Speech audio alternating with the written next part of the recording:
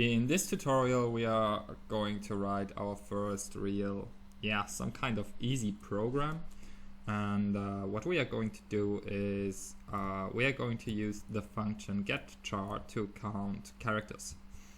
And we will be using the while loop that we already learned about in the last video, and the for loop. So first of all, I'm going to write the same program I used in the lesson 6 of the basic tutorial. We used a variable c in the while loops condition and assigned the value of the getChar to it, and we checked if that value is equal to the end of file, the special value, and if this is not the case, we used the value of c to print out the character inside of the while loop. Well, now we don't want to print out a character, but we know that inside of the while loop every single character is printed out on the screen. We know that because in lesson 6 we printed every character line by line, so we are very sure about the fact that every single letter or every single character will be processed inside the while loop. So what we are going to do is we initialize a count variable with the value 0, and we will assign a new value to that count variable inside of the while loop. This line will assign the new value to the count variable, which is just 1 higher than the old value. So we just increment this value by 1.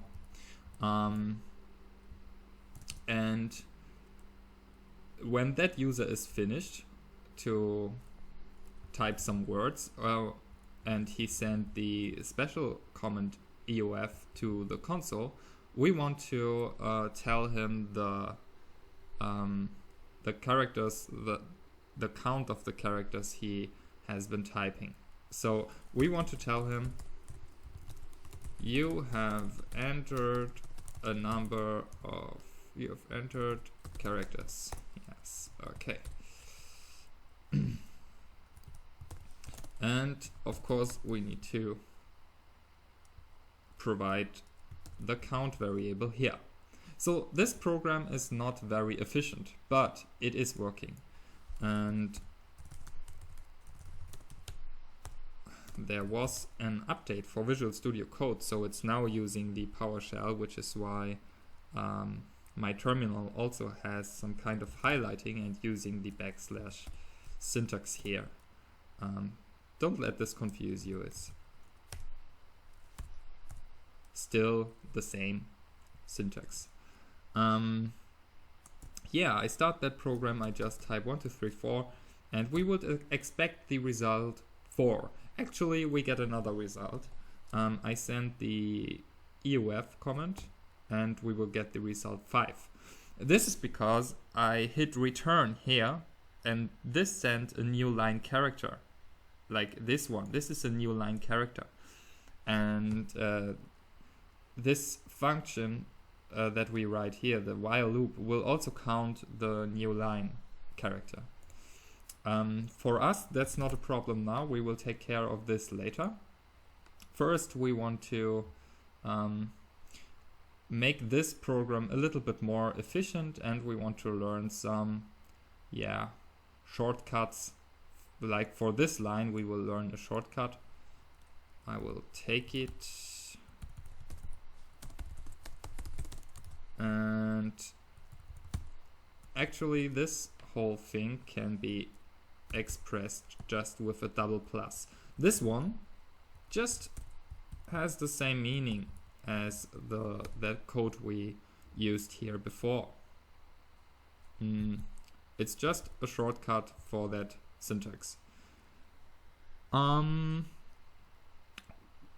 Also, you should notice that the variable c now is useless. So we can just remove that from our code. We can remove this, don't forget the braces, and we just have one simple condition left. And we can also, if we just have one comment here, this is just, we just count a variable, we just increment the variable.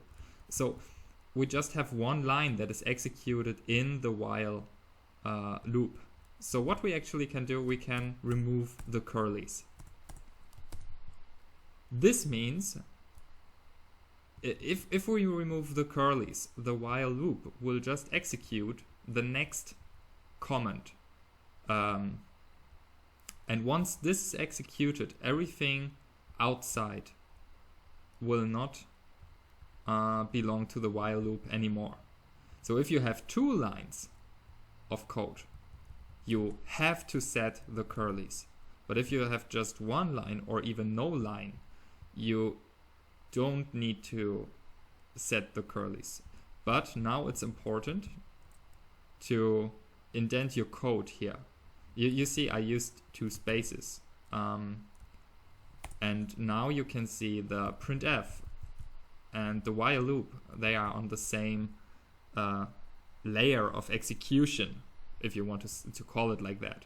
And the count comment is 1 layer below that. So it belongs to the while loop, while the printf does not belong to the while loop. You can see that. So it is important to structure your code also for other developers and for yourself, because now if I do this, you don't know that the count comment actually belongs to the while loop, and this is much more cleaner to read. So try to get used to some clean code style. Okay, we want to use the for loop now. We just want to write the same program. So the for loop actually has the same syntax like the while loop. We have the keyword for, in this case, we have some braces here, and we have the curlies. And inside of the curlies, we will have our code here, and inside the braces, we also have our condition, but not only our condition. Actually, we have 3 different parts inside our braces. The first part usually is the incremental variable, and the variable we want to increment is the count variable. And now I can take away the assign here, because I actually assign a value down here inside the for loop. The second part of the for loop is the condition, and this is just exactly the same condition like the while loop. And the third and last part is an expression where we usually increment our initial variable here. That's why it's called our increment variable, because we like to increment it. And the last part will be executed every time the loop will, or on every loop through, that one will be executed. So when this code is executed, the loop will go back, will execute this expression, and will check if this condition is still true. Of course, our expression in this case has no effect on the condition whatsoever. That is no problem. Actually, we don't need some code here. So this one is already, we are already done. That is our for loop.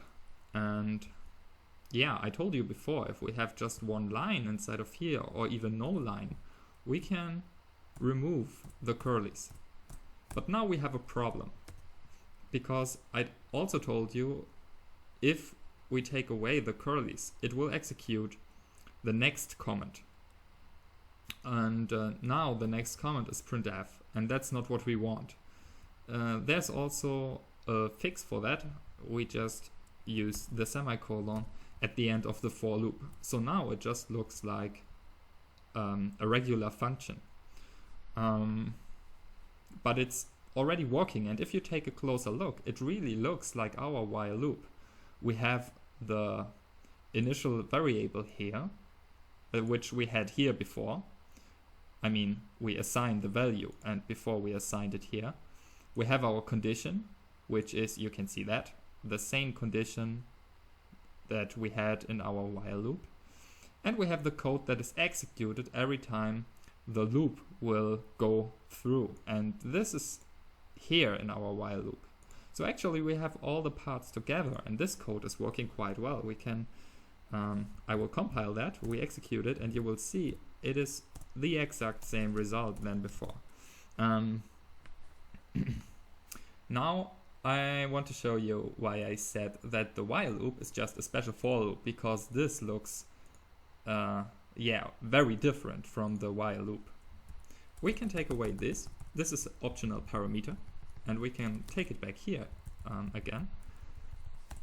We have our condition, and we can take away this. It's also an optional parameter. And now take a look. We still have to keep the semicolons. These are important because they will separate the different parts of the for loop. But besides the semicolons, everything is the same. So the while loop is actually a for loop where the first and the last section is missing. I will show you that this is still working the exact same way. What's also interesting is that all of the parts of the for loop are optional parts. So this is actually also a valid for loop, but this will make your program crash because this one will run infinitely long. So you always want to have a condition where your for loop can have an end.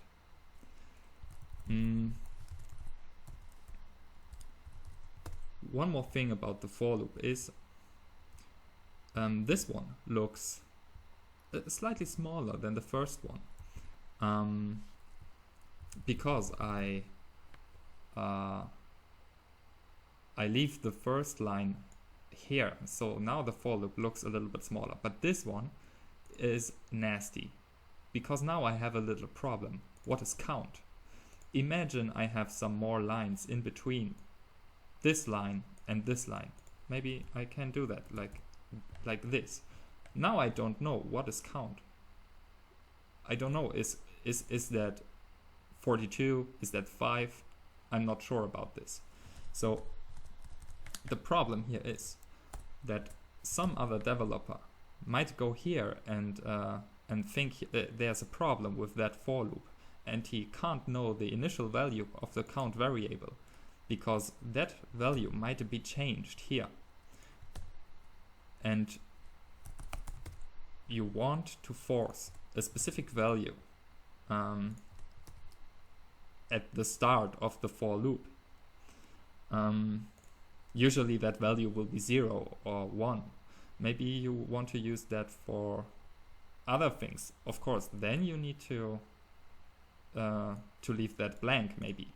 But in our case, it is better to set this value here, because another developer could go here now and he could say, okay, this value is always 0. It will always start with the 0 value, and he can be sure about that.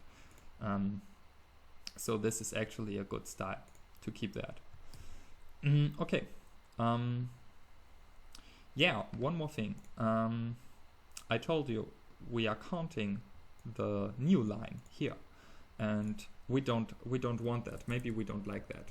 So we will change our program, and we will skip counting the new lines and the spaces.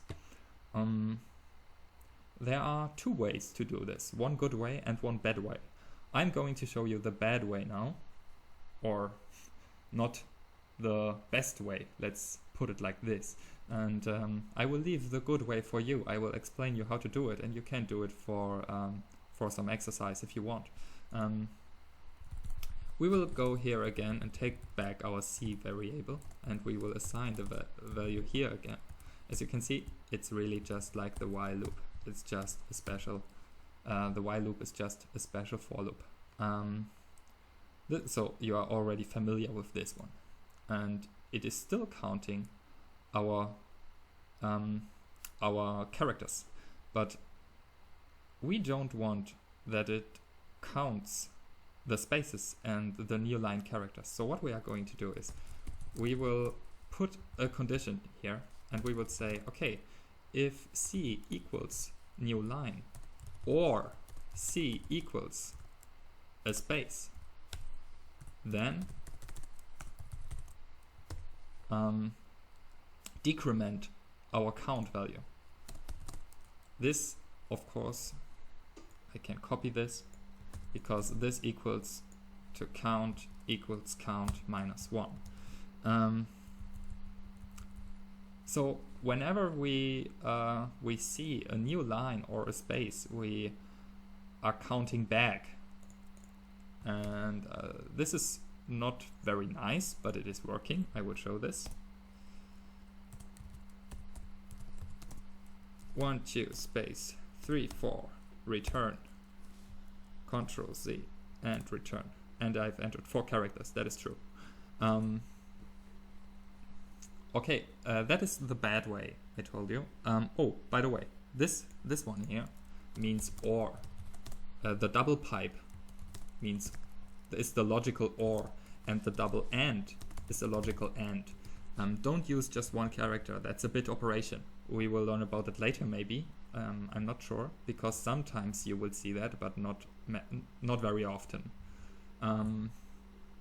So we are not really using the single and or the single pipe. So this about that. Okay. Yes, this is a bad way, and there's a better way, and the better way would be inside the while loop, or we can take away the count here and put it down here, and just say inside of the while loop here, we just don't increment the value whenever we read a new line or a space. That means the if we have to set the curlies, and the if condition would go here, and we should say, okay, if that character is a new line or that character is a space, we don't want to count. That would be a better way to do this. Okay, and this is already a pretty long video, but one more thing I need to show you. I told you if we just have one line, we can omit the curlies here, and in this special case we can omit all the curlies here. This looks a little bit crazy, but I want to explain to you why. Because the compiler will see the for loop, and the next line is just the if condition. The compiler doesn't really care about what's inside of that if condition, because we could set our own curlies here, but because the if condition also has just one line, we can omit them too. So this is like, you can see this in my code. I will put this up here again. The printf is still the same layer as the for loop. The if condition is one layer below the for loop actually, and the count comment is again one layer below the if condition. So you can see this one is like ordered in this case, and that means even though we have 2 lines of code, we can omit the curlies. If you ever see that, this is correct code. This is okay. It is still readable. You shouldn't, of course, you shouldn't do this. You have a for loop and if and if and if or something. That will be confusing after some time maybe. Also, you shouldn't do this. You really should. Now you don't know what is what belongs to where. This is very difficult to read, so your eyes will be able to read that in a better way. And to prove you that this is still working,